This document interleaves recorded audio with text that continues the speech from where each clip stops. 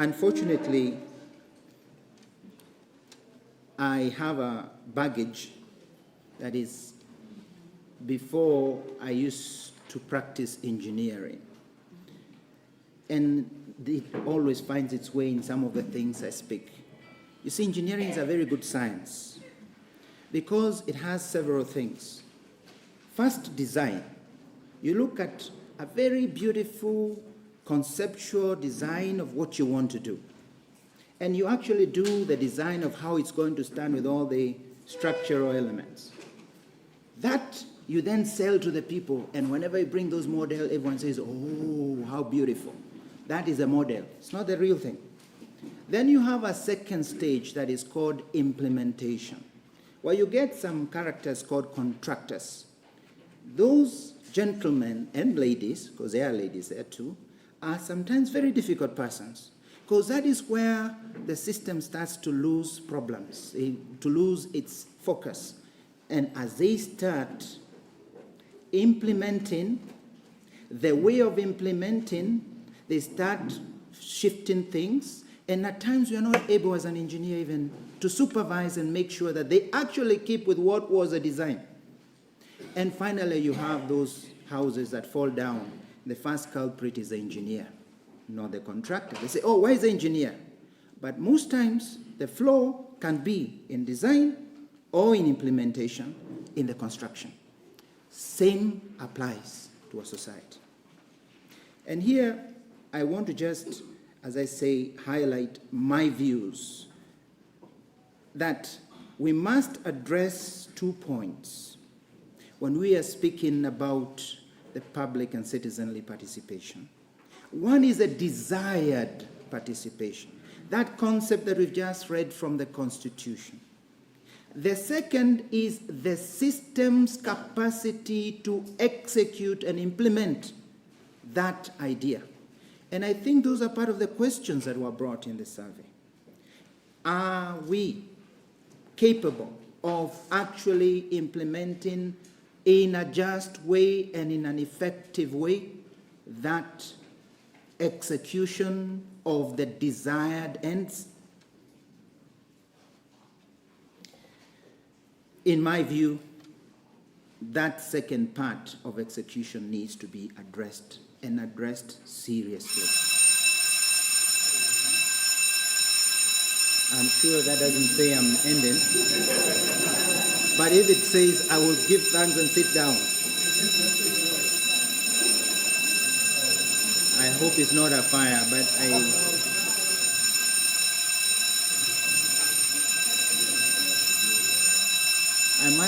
there must be some opposition somewhere who is pressing against us. You always have to blame someone else, not yourself. Someone somewhere is against us.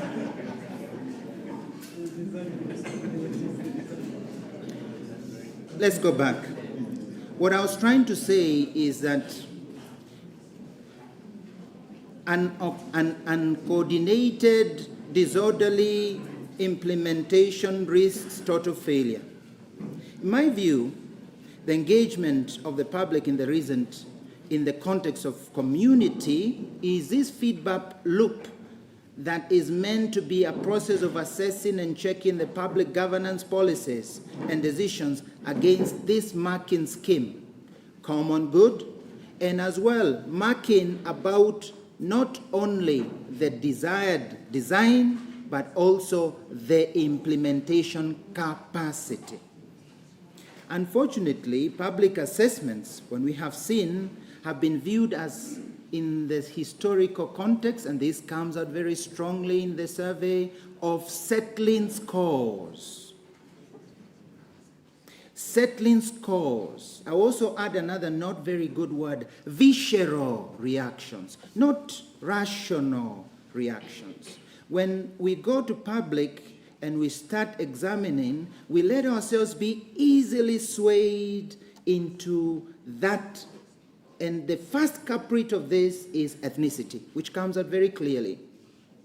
Even when assessing issues, we find ourselves prisoners of this ethnic bias. And ethnic affinity is not only a bias, we get a certain affinity. I like this guy even before he speaks. I'm sure that affinity is very human too, eh? We shouldn't think that we are going to reach a situation of total purity. Because when you see someone who comes in front and says he looks good, you already like what he was going to say. If he looks scruffy, you don't like it. It's human. But I think the deeper problem is that this is a virus. It's not just our general disposition. And therefore, there comes out this idea of, in assessing, defending the so-called our people in this issue. So the people who are governing, or even the people who he is one of us as a society of a place. So our policy opinions easily degenerate into tribal platforms, even when perhaps they have a positive point. You may have a very, very strong point, but when it degenerates to a tribal platform, it easily loses. So at times even we sense this even in our county governance. And that was a question that was presented to us about the county that may be overwhelmingly on one side or the other, that as well we find some kind of ethnicized legislation, meaning legislation house, whichever it be. And this is something that I think, ladies and gentlemen, we must address, because it's not about education, because those are generally our educated people. The second culprit in my thinking, which also comes out, is what I've just presented, the feeling of being a victim of misfortune, instigated by the other sector, like the ones who are ringing the bell. You feel, I am a victim, and therefore the next opportunity I have, I must try to settle a score. And even if I'm not settling a score, I must be happy that they endure the same that I endured. And this is where reconciliation comes in.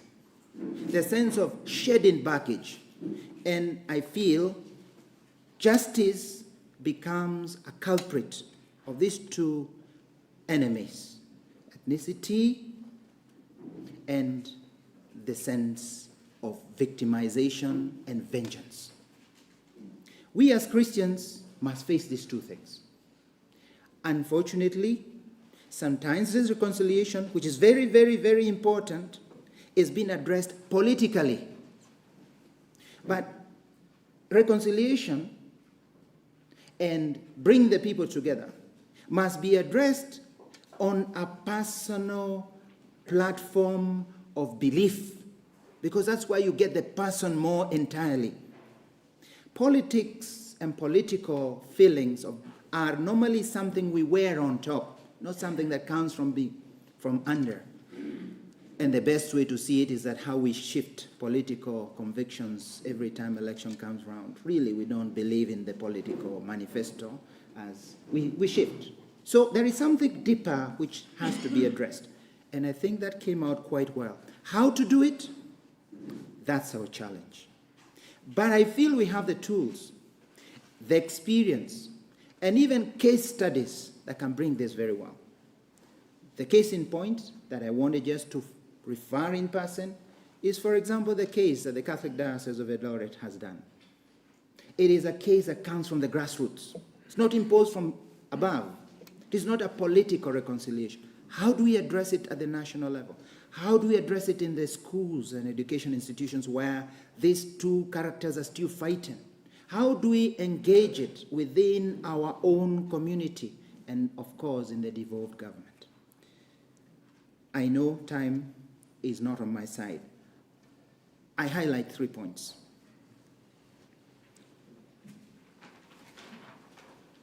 In the attempt to bring about this public audit, make it more effective, make it more realistic, bring about this national unity while respecting diversity, bring about the sense of transparency and accountability, we have 3 hurdles that must be addressed that come in many ways in this survey.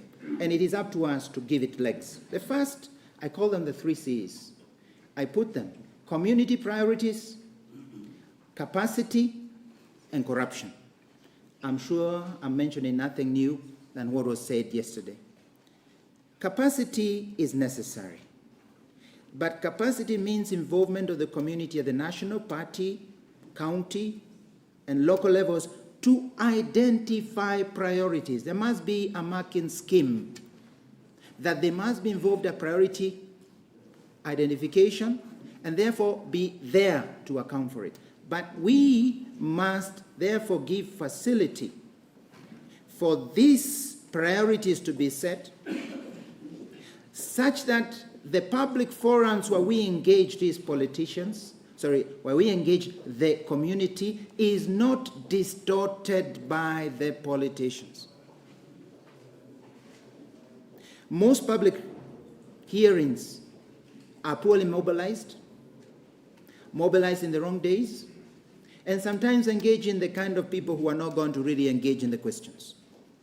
And that is done not necessarily by mistake, by plan.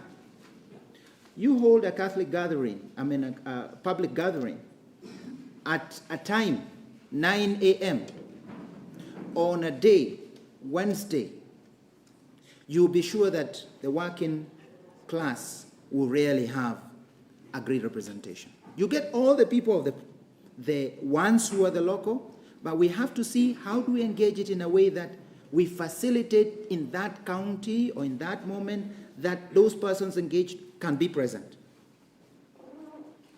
Manipulation of public hearings, we know, is a danger. I jump to the next.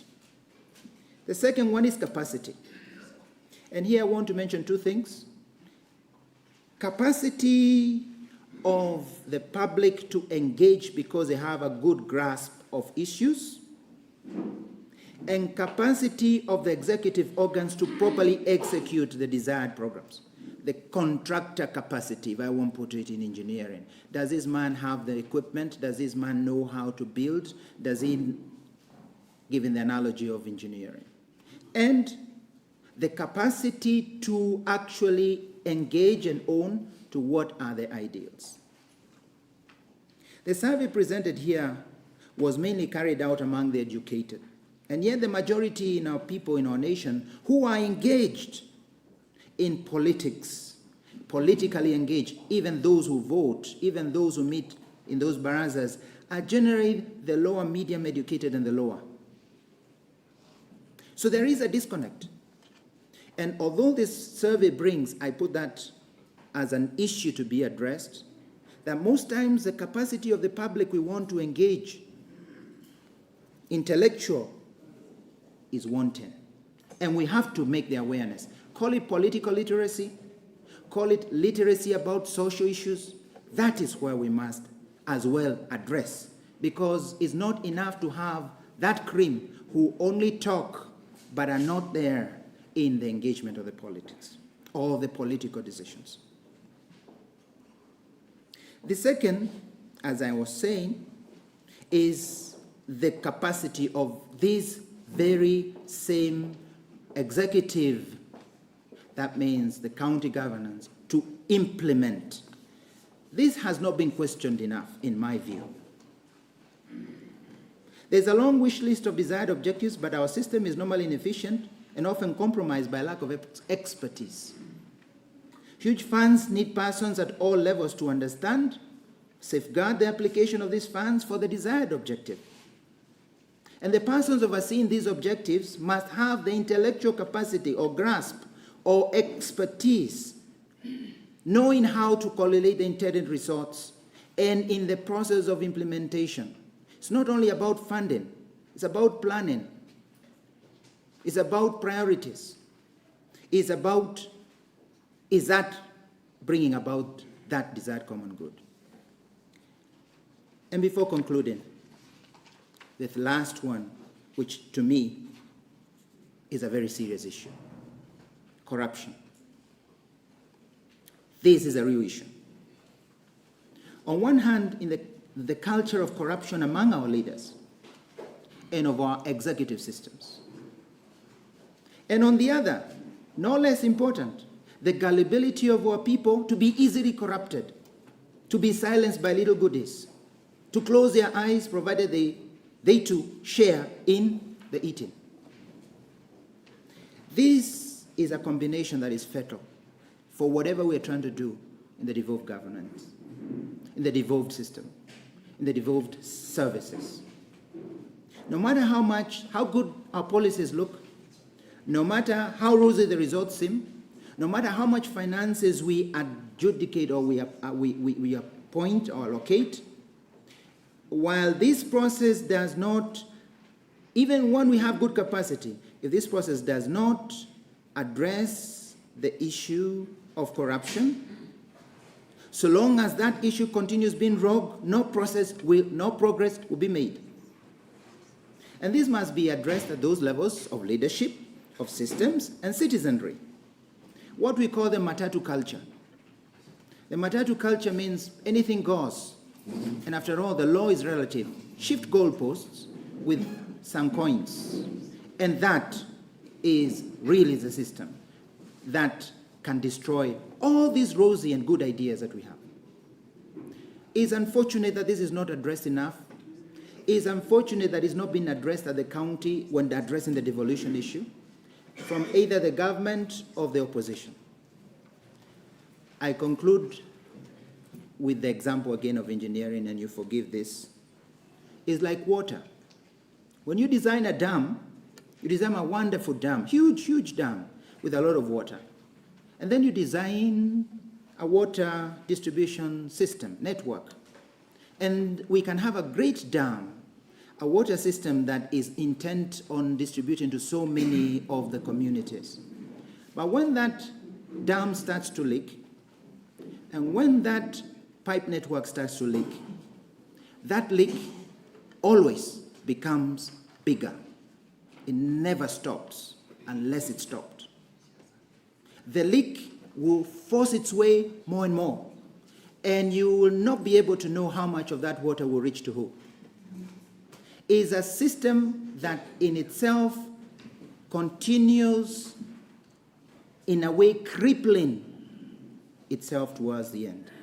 My challenge, therefore, as I very much laud the survey, is to say the two issues I would like to highlight were, on one hand, the sense of reconciliation not at a political level, but at a personal level, at the level we engaged as church too and as human persons in order to make this real. And the second, that corruption, the third C, must be addressed, because no matter how well we design our dams and funds that we keep, no matter how well we think the distribution of that will be good, however big pipes, if the system continues leaking, two things will happen. It will destroy the very same dam that you built, it will collapse, and it will destroy the same people downstream that you wanted to supply the water with. In other words, if we don't address it, it is the same people we are trying to participate and to benefit in the common good that are going to be the first victims. With these few reflections, not anything new, but just highlighting 2 or 3 things that this survey brought in my own words. I say this public scrutiny that we are speaking about, the public participation, is about these dreaded checks and balances. The vetting process we saw is a question to ask. Yes, public participated, but did they make a mark? Was there any person held back because of the public voice presented? That's the system we must oil. God bless you. Thank you.